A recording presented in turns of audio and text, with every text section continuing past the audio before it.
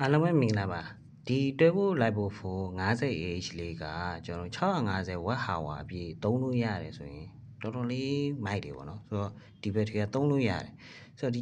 650 watt hour ကကျွန်တော်ဘယ်လိုရလဲဆိုတော့ကျွန်တော်တွက်ပြပေးမယ်ဆိုတော့ဒီ level 4လေးကကျွန်တော်တို့73ပို့ပေါ့နော်ဆိုတော့73ပို့ကိုကျွန်တော်တို့က 50H နဲ့မြောက်လိုက်တဲ့ခါကျတော့ဆိုတော့650 watt hour သုံးလို့ရတယ်ဆိုတော့ကျွန်တော်ဒီကောင်ကိုလောက်ဆန်လာတာဘယ်လောက်အမ်ပီယာလဲဆိုတော့ကို73ဗို့ကိုကျွန်တော်က10အမ်ပီယာနဲ့ကျွန်တော်သုံးလာရဲဆိုတော့130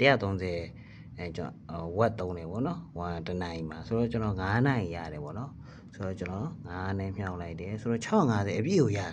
ဆိုတော့တော်တော်လေးကောင်းတယ်ဆိုတော့အဆန်းသားတဲ့ဗီဒီယိုလေးကိုကျွန်တော်ပြပေးမယ်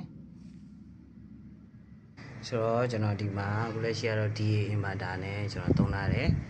ဘိုးလေးအနေနဲ့ကျွန်တော်73.3 volt ပေါ့နော်ဆိုတော့ AC လည်းမနေ့20ထွက်တယ်ဆိုတော့ကျွန်တော်ဘာသုံးလာလဲဆိုရင်ကျွန်တော်ဒီမှာပန်ကာပေါ့နော်ပန်ကာရဲ့ TV ရဲ့ကျွန်တော်မိချောင်းနှချောင်းရဲ့လက်တော့အားသွင်းလာတယ်ပေါ့နော်ဆိုတော့ကျွန်တော်တို့ DC ဘက်မှာဆိုဘယ်လောက် ampere ဆွဲလဲဆိုရင်ကျွန်တော်တို့10 ampere ကျော်လောက်ဆွဲတယ်ပေါ့နော်10 ampere ပဲထား10 ampere ဆိုရင်ကျွန်တော်တို့က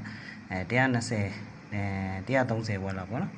ဆိုတော့73.3နဲ့မြောက်ရင်ကျွန်တော်133 watt လောက်ဆွဲတယ်ပေါ့ဆိုတော့ကျွန်တော်တို့ဘယ် channel နေစပြီးတော့သုံးမလဲဆိုတော့ကျွန်တော်ခုလက်ရှိကျွန်တော်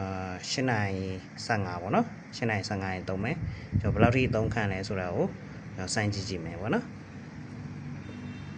ဒီ level 450လေးကိုကျွန်တော်စမ်းလာတာအခုဆိုရင်ကျွန်တော်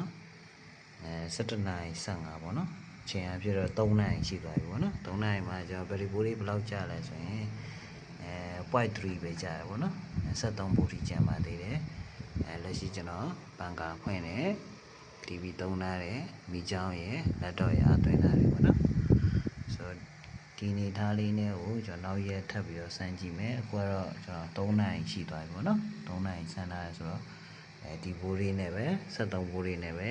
ကျွန်တော်နောက်ရက်ကြရင်ထပ်ပြီးတော့ဘယ်လောက်ရလဲဆိုတာထပ်စမ်းကြည့်ပါမယ်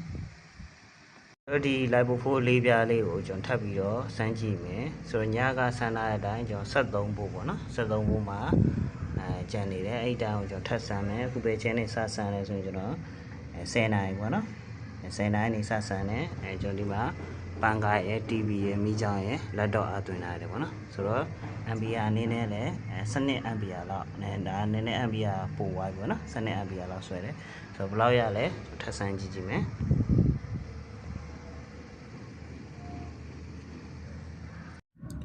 ဆိုတော့ကျွန်တော်တို့ဘယ်နှစ်နိုင်ရှိပြီလဲဆိုရင်ဒီမှာ12နိုင်ထုတ်ဖို့9မိနစ်ပဲလိုတော့တယ်ပေါ့နော်